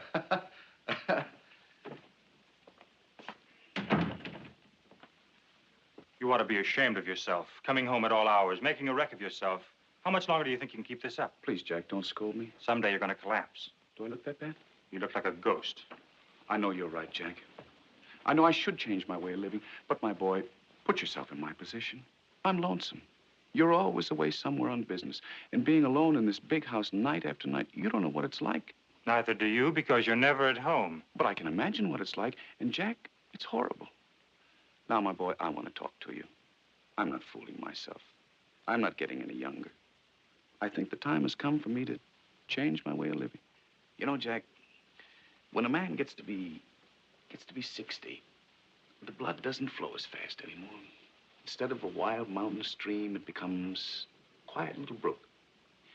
The other day, when I was sitting here all alone, you know what I felt like doing? What? I felt like I wanted to sit in a nice, comfortable chair and read and read and read. Well, why didn't you? You know, the library's full of books, and I'm sure you haven't read one of them. Jack, the eyes can't take it anymore. Why don't you go to an oculist? Yes, that might do. Yes, that might do. But, on the other hand, what do you think of the idea of having, well, some kind of reader? You know, someone with a pleasant voice, nice diction. I know just what you want. You mean one of those nice, quiet fellows from Yale or Harvard. Oh, they're easy to get.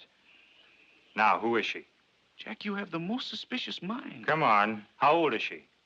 Well, she's an unusually adult young woman. I met her at old Wilson Weatherby. She was his reader.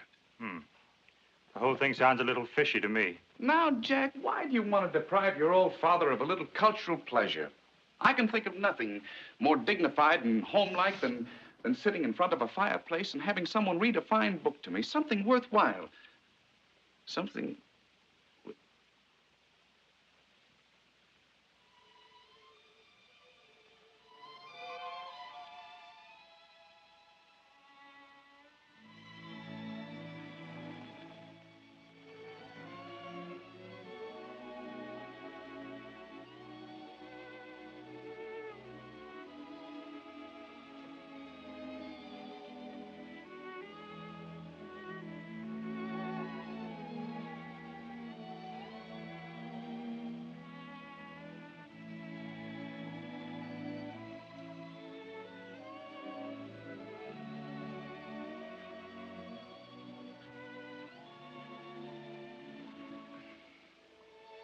Father, her last thought was that you should be happy.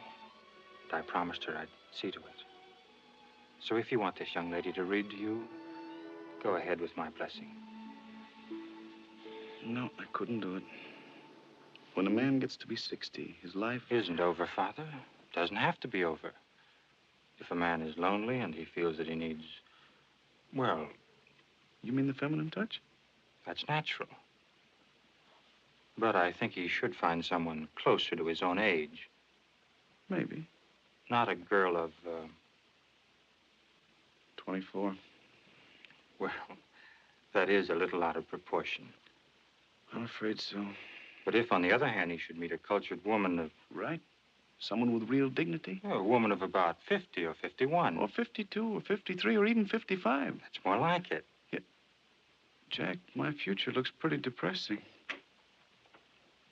Mr. Van Cleve, you're wanted on the telephone, sir. Hello. What? Oh, just a moment.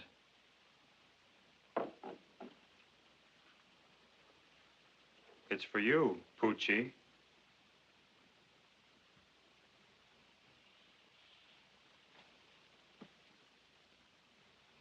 As a man grows older, his medicine cabinet grows bigger. This is me at 70.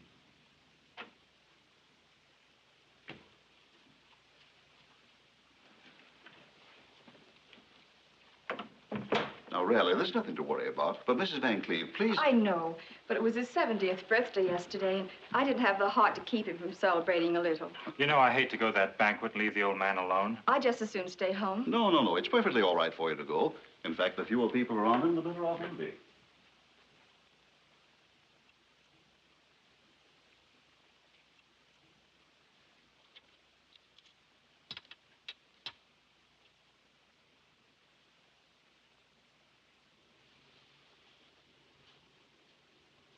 Now, Mr. Van Cleve, I'm sorry to wake you up, but it has to be done.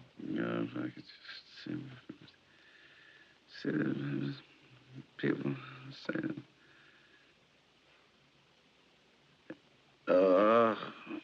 Now, open your mouth, please. Oh, go away, and leave me alone. Oh. What was that dream all about? Oh, I was having such a good time. Just open your mouth. What was that all about? Oh, yes. The door opened, and a man stepped out of a rowboat.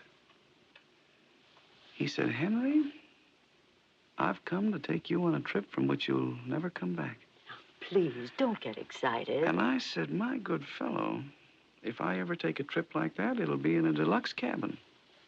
And not in a dinky little rowboat that doesn't even have a bar. So I threw him out, rowboat and all. Good. And what do you think he did? He came back with a big luxury liner, floating on an ocean of whiskey and soda. And instead of funnels, there were big black cigars. And on top of the bar, sitting in a lifeboat, was the most beautiful blonde, wearing a Merry Widow costume.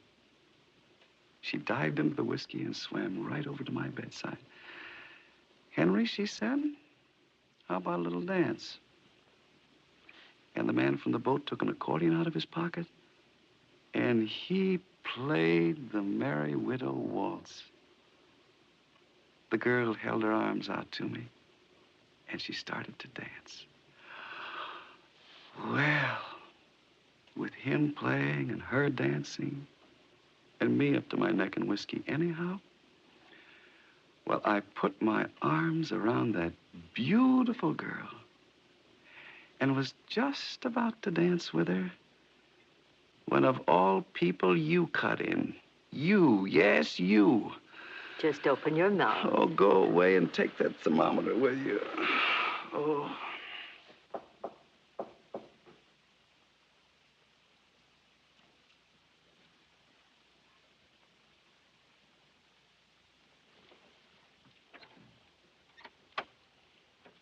The night nurse has just arrived. All right.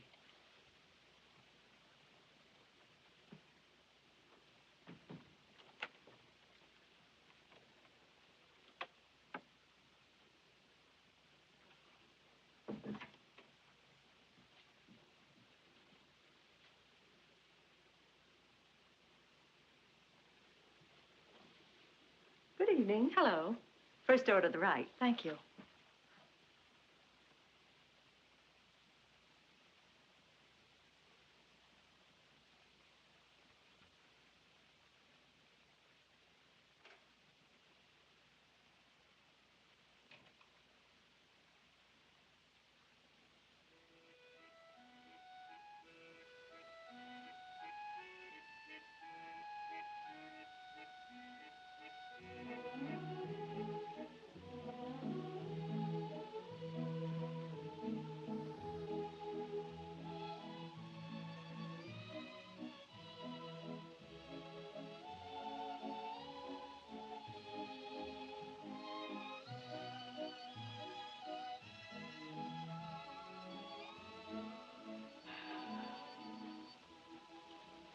I'd fallen asleep, and suddenly I was awakened by a caressing touch on my forehead.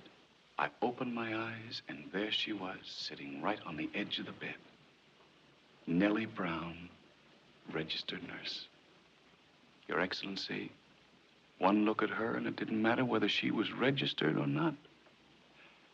Then she took out a thermometer, and she said, "Open your mouth." Who wouldn't for Nellie? And then she put the thermometer in, and my temperature went up to 110. Who could ask for a more beautiful death?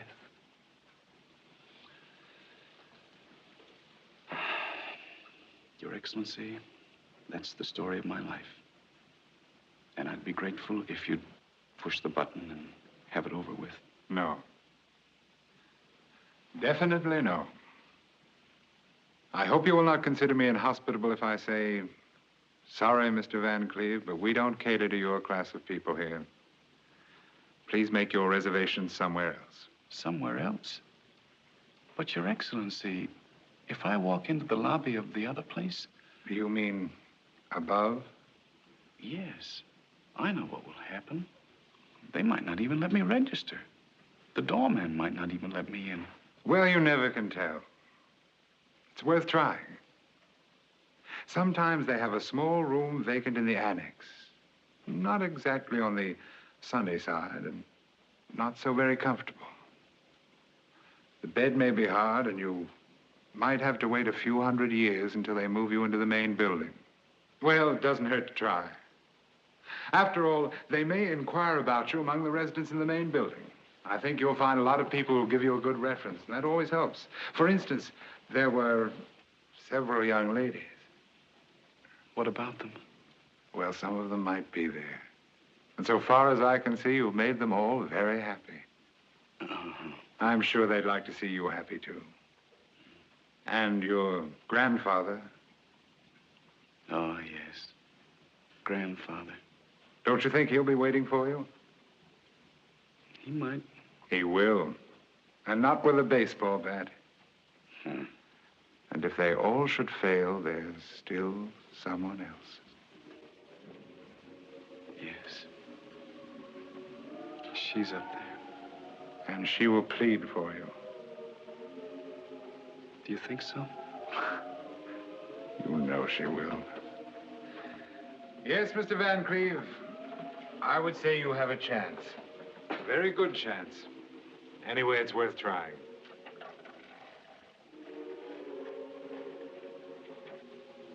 Goodbye.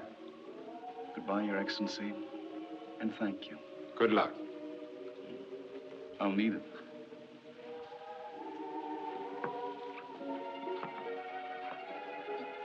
Down?